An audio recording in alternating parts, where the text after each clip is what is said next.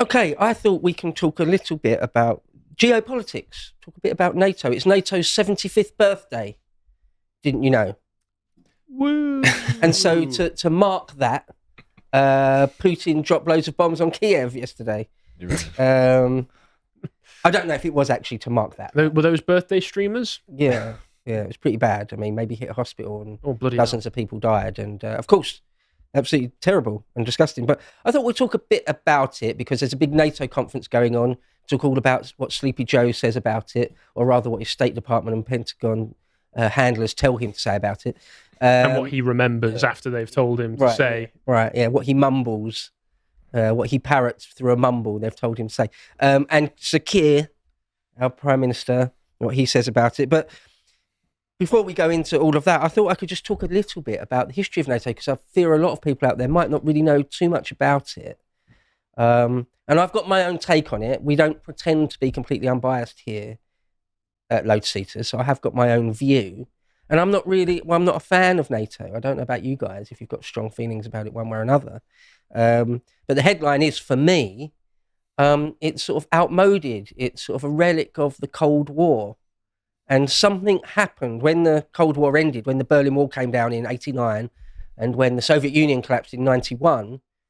Something should have profoundly changed with NATO, and it did, but the other way. Rather than sort of disbanding itself or winding itself down, it sort of dialed itself up, if anything. So I thought we could just talk a bit about NATO and then look at Keir and Joe and what's going on with that summit. To give my own perspective, uninformed compared to yours as it probably is, it seems to me, looking at it right now, that NATO is more of a organisation to ensure and expand American influence in Europe, and that according to some of the more convincing analysis that I've seen, mainly from Professor John Mearsheimer, who's an excellent international analyst when he's been appearing on different shows like Piers Morgan and then shows like Judge Napolitano, that NATO expansion eastward, particularly potentially into Ukraine, as was being discussed, continually getting closer and closer and closer to Russia's borders, is really what kick-started this whole conflict in the first place. Certainly part of it. It's an element of it, no doubt. No doubt. Well, so if I do a quick chronological rundown. So at the end of World War II, Joe Stalin, Uncle Joe, found himself in control of all of Eastern and sort of Central Europe, sort of even beyond Berlin. All of that part of Europe that we started the war to save, right? Yeah, we went into liberate Poland, didn't we? We failed to do that in the end. Let's be fair. At the end of World War II, the Cold War essentially started immediately, even before actually, in late 44, in early 45, before Mr. Hitler had killed himself and before the war had ended. Already there was wranglings between the Supreme Command on our side, the Allies, and the Red Army over who's going to stop where, and all sorts. So it's already started, really. So at that point in time, 1945, or the 2 or 3 years after 1945, it's absolutely not a crazy idea to think that Western Europe and the United States would benefit from some sort of treaty of cooperation, to work together against, frankly, let's be honest, a very aggressive, expansionist Soviet Union under Stalin. That's okay, right? That makes complete sense. Stalin did have designs on pushing further. At one of the big conferences, I can't remember if it was Yalta or Potsdam or somewhere, someone said to him, I think it was in Churchill's British delegation, they said to him, you must be quite pleased, really, with the way the Great Patriotic War has ended for you. You find yourself in the middle of Europe. And he said, well, Tsar Alexander in the Napoleonic era got as far as Paris. So just that one line alone suggests he did have ambitions beyond where the Iron Curtain finally fell. Well, from what I'm aware in Sean McMeekan's book, Stalin's War, he has a lot of documentary evidence to show that Stalin was basically on the edge of going into Eastern Europe by about 1941.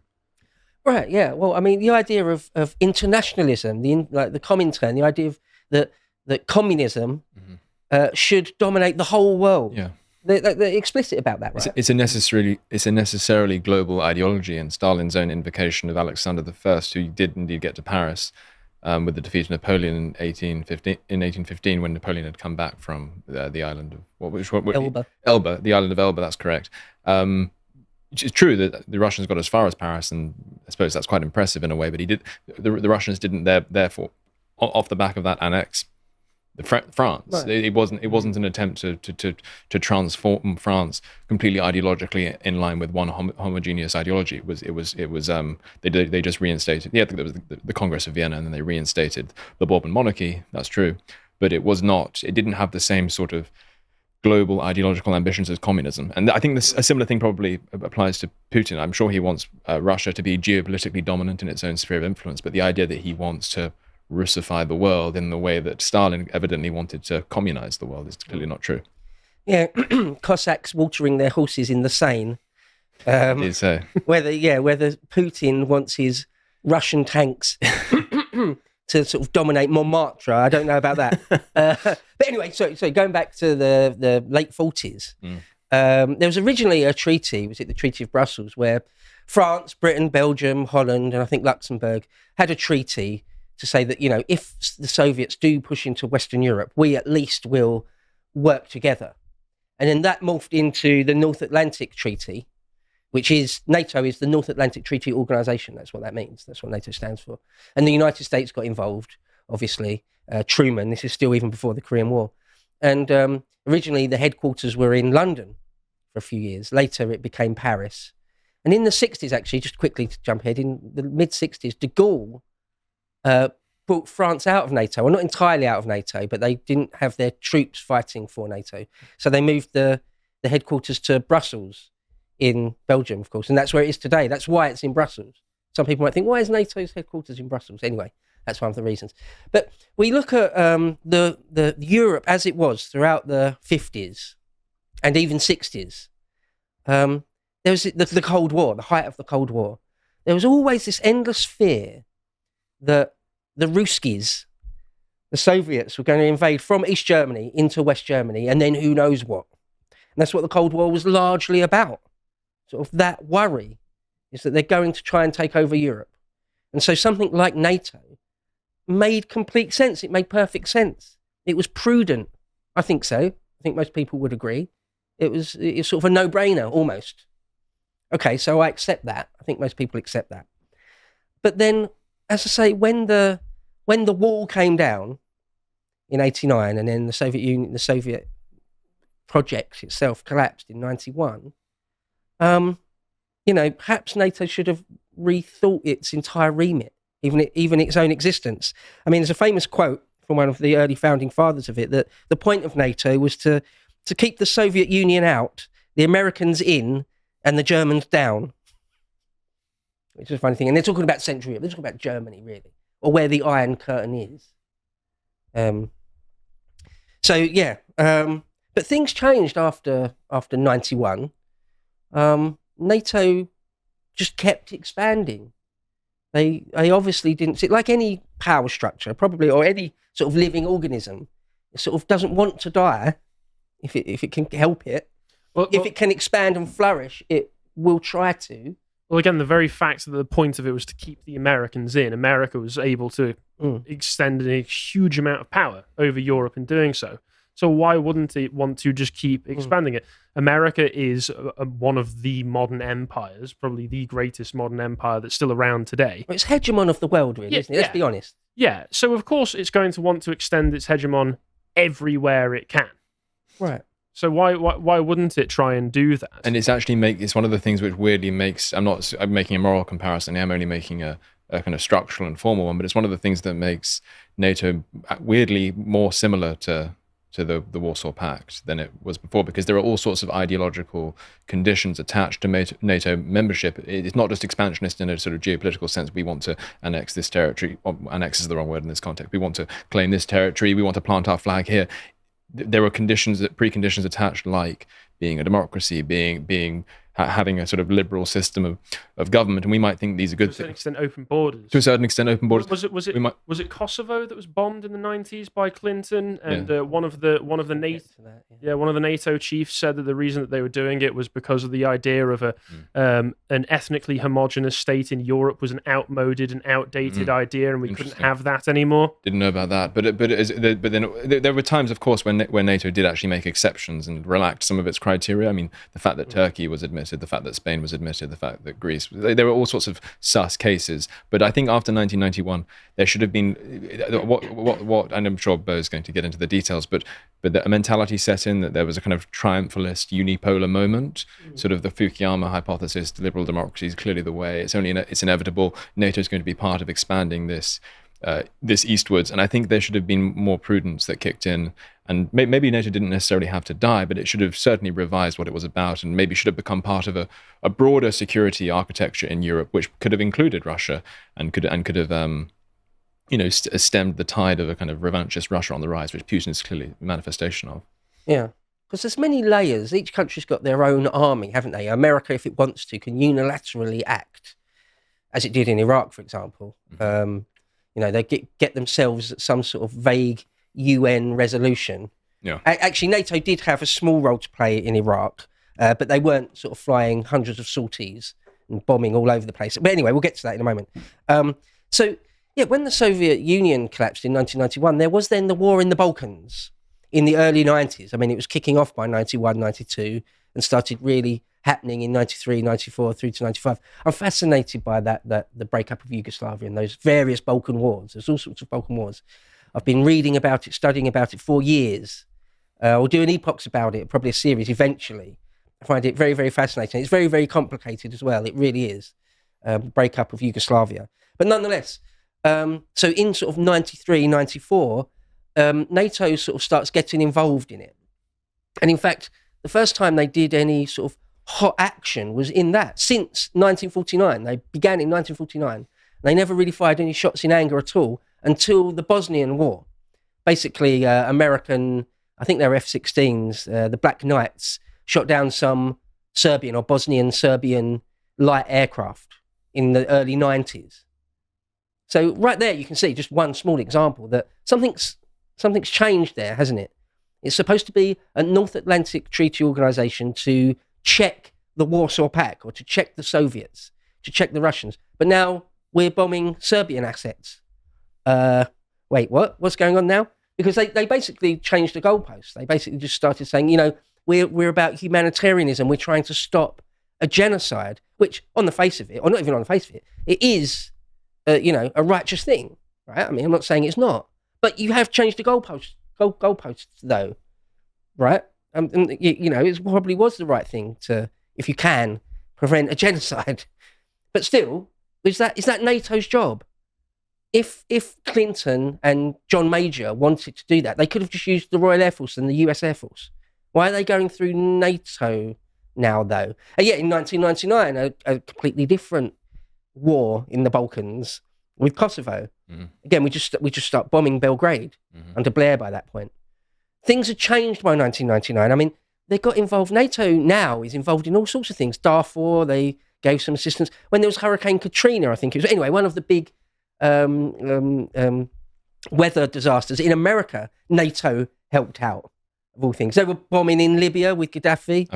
Afghanistan, yeah, they've got big style involved in Afghanistan, a little bit in Iraq, but definitely in Afghanistan. Yeah. All sorts of things. They've got their fingers in all sorts of pies all over the world now. And as for just sort of collecting member states, it's like NATO and the State Department, it's like the Cold War never ended. Because the Cold War was, essentially, to boil it down to maybe very low resolution, but what it was a battle across the whole world between spheres of influence, right? The Soviet one and the American one. So every single country in the world, even places like Vietnam and Laos and Cambodia, there's a battle for the hearts and minds of those countries and the economies of those countries. After the Soviets fell and the Berlin Wall came down, it's sort of like in the mind of NATO leaders and other leaders in America, nothing stops. No, nothing stops. Because if you look at the list of NATO members, in 1995, Poland, Hungary, and the Czech Republic joined.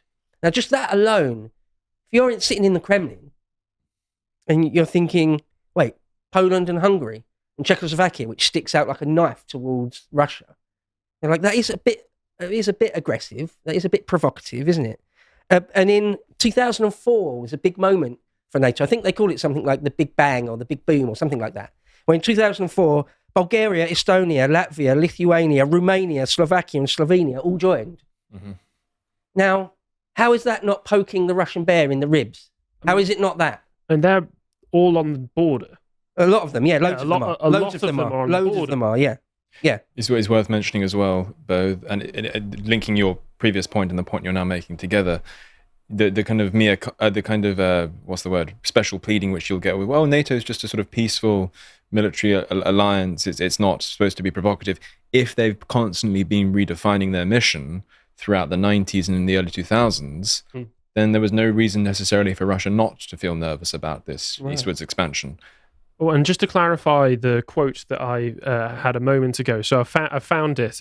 It was NATO's Supreme Allied Commander of Europe, Wesley Clark, in 1999, saying, "There is no place in modern Europe for ethnically pure states. That's a 19th century idea, and we are trying to transition it into the 21st century, and we're going to do it with multi-ethnic states." Who said that, sorry? Wesley Clark. And he was? The Supreme Allied Commander Europe. Very interesting. Yes, so that's just a complete change of the mission statement. Yeah. That's not what they were supposed to be. That's a new progressive utopia. Yeah, it's not sort of old-fashioned geopolitical statecraft. It's that, but with loaded ideological conditions attached, and which is what I'm saying makes it seem much more like the Warsaw Pact. Well, regardless of what you think of those ideological criteria, maybe you think that's better than the communist one that informed the Warsaw Pact. I mean, I'm more sympathetic towards liberal democracy than I am towards a Politburo-style system, but it's certainly a change. And what you said, I think, is a very good point. Sort of which way round the rationale goes. Is NATO just a humanitarian thing to try and keep the peace, or is it actually a fairly aggressive, expansionist threat to Russia, whichever way you cut it? Again, they make the argument that, in last year, Finland joined. And if you look at a map, of course, it's right there. Yeah. This year, Sweden joined. Yeah. Now, pro-NATO people will say, look at that example, look at that evidence. We are this strong, brilliant, even Sweden and Finland want to be a member because we've sort of got the moral high ground, because we're the good guys. But it's no way, is that right? Or did they only join because Russia's become belligerent and aggressive because NATO has been constantly poking them in the ribs, right? It's that post hoc ergo propter hoc thing. Yeah. After it, therefore, because of it. Yes. Like being a crybaby, like poking someone until they throw a punch at your jaw and then you claim you're the victim. Anyway, that's my feelings about NATO. If they hadn't have been so expansionist, really, I suppose, after the fall of the Soviet Union, I saw, it's always stuck in my mind, years and years ago, it must have been the early 2000s. I think Putin had only been in power for about 4 or 5 years or something like that. I remember seeing him on TV, and it was meant for a Russian audience. But he was sitting there saying, he was addressing the West and NATO, essentially. He's saying, look, if you don't take the mickey out of us, these are my words, if you don't take the mickey out of me, if you don't treat us like... you on stage. Yeah. Stop taking the mickey. You're having a bubble bath. No, if you treat us reasonably, if you don't treat us like a naughty child that you're sort of trying to keep in line, then I will be reasonable. We will be reasonable. You know, I'm not a Stalin figure. But NATO and the leadership, they never sort of took that on board. They always kept with the program, it seems to me, of the Cold War, is that our global hegemony must keep expanding. There's no other way of doing it. Well, and they always have some contrived reason to be able to cast Russia and Putin in that villainous role by saying things along the lines of, well, they're an authoritarian, totalitarian state, and they have political prisoners. They're oppressive. They're repressive towards sexual and ethnic minorities.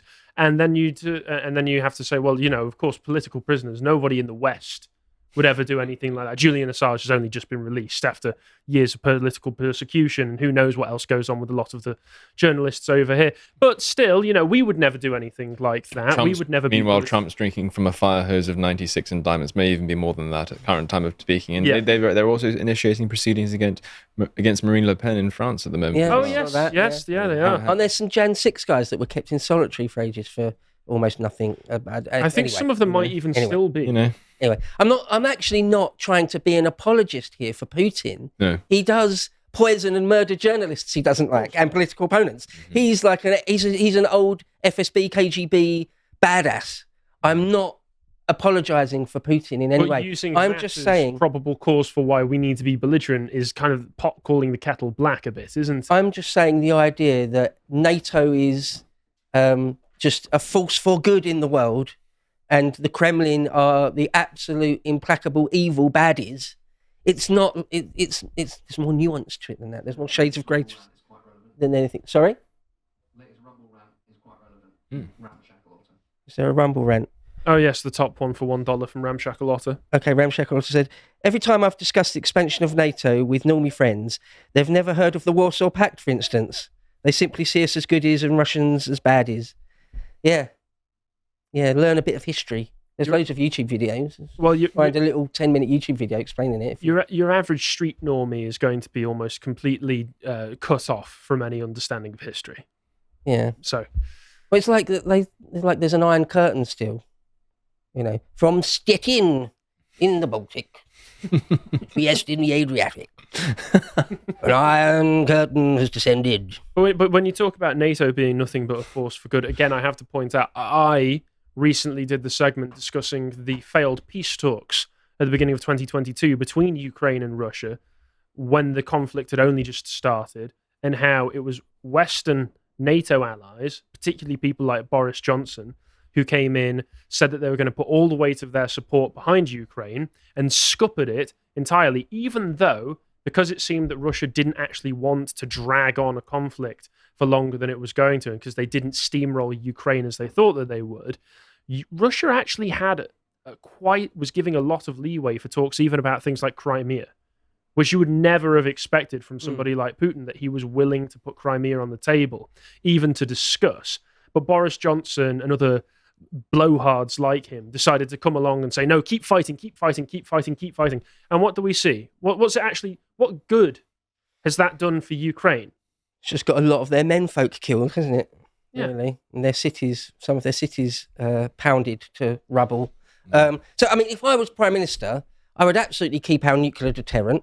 I would increase our own armed forces, but I would leave NATO. I'd be like, no, if Russia does invade Poland or something, or Lithuania, then we'll talk about it then. And if America wants to do whatever it wants to do, okay. But I'm not giving loads of money and materiel and men to NATO anymore.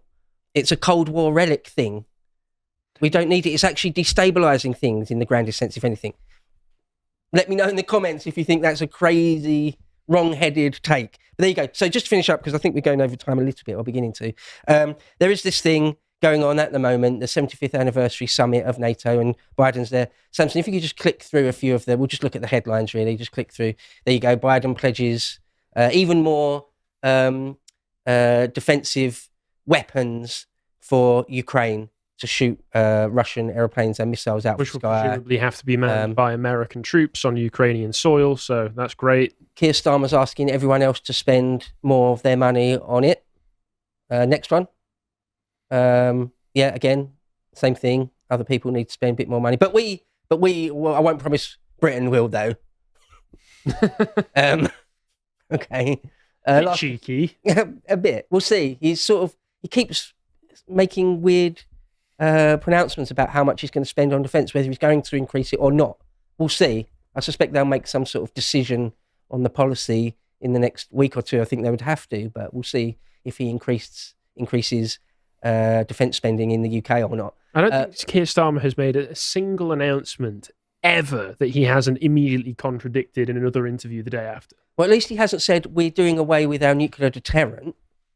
Because that was a fear. Any Labour Prime Minister, it's a little bit of a fear that they might do that. I mean, Corbyn sort of basically said he probably would. Or Corbyn said Said he wouldn't use it. he said he wouldn't use it, which is it makes it completely pointless then at that Tantamount point. to the same thing. And so coming out of the White House and the State Department and the Pentagon is still this line that just as long as it takes, whatever it takes for Ukraine to in air quotes win. I mean, what does it even look like? I mean, well, it's almost like the nuclear option, and I'm saying that tongue in cheek as a play on words. If NATO or the White House want to do a regime change in Russia, just do it. Stop trying to drag the rest of the world into it. Stop sacrificing endless Ukrainian lives.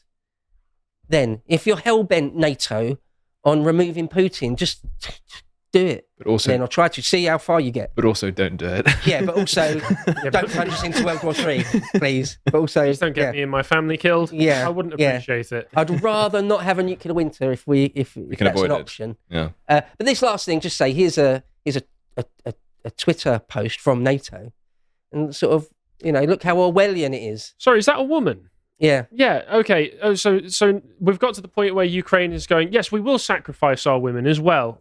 This is what a successful nation does in a war that they're winning, is that they send the women to the front lines. Blonde-haired, blue-eyed, Scandinavian and Eastern European women. In fairness, that's a good point. It is better than in peacetime when they will sort of flirt with the idea, we need more ethnic minorities in the army. We need more. Once things kick off, all the adverts have like big white dudes. No, that's true. But also, once this conflict is over and Ukraine's demographics and population have been depleted, where do you think that a NATO and EU-aligned Ukraine is going to be replenishing its population from? I don't know what you're suggesting. Now, I hate to agree with Guardianista types, but, even a stop clock is right sometimes. And I'm not a pacifist. I think pacifism is sort of wrong-headed. If someone attacks you or someone invades your country, you're morally obliged to fight back. But just the Orwellian nature of this, NATO means not being alone. NATO means protecting each other. NATO means living in freedom. Does it? NATO means peace. No, it doesn't. It doesn't. It explicitly doesn't, really. And you got people like this. No, NATO means terror. NATO means destruction of families, uprooting countries, death and genocide. The guy, I hate to agree with him, but NATO means World War III, loss of independence, loss of sovereignty, fascism. I mean, it's a bit far. It's not actually... Because in the Mussolini-style sense of fascism, it isn't at all. Because fascism was about transitioning to multi-ethnic states for the 21st century. That's what I think that was in Giovanni Gentile, wasn't it? I think, if you probably mind quote that. It's in the footnotes, I think. It's an unknown footnote. Okay, so that's my take about NATO and a little dig at NATO, and I'll probably get some heat in the comments from pro-NATO people about that. But there you go. I hope you appreciated that segment from the podcast of the Lotus Eaters, and if you want to see what else we're up to, you can follow Bo's series Epochs, where you can learn all about periods of history, and if you want to see all of the other stuff we're putting out, you can follow us on Twitter, and we always post links to all of our work.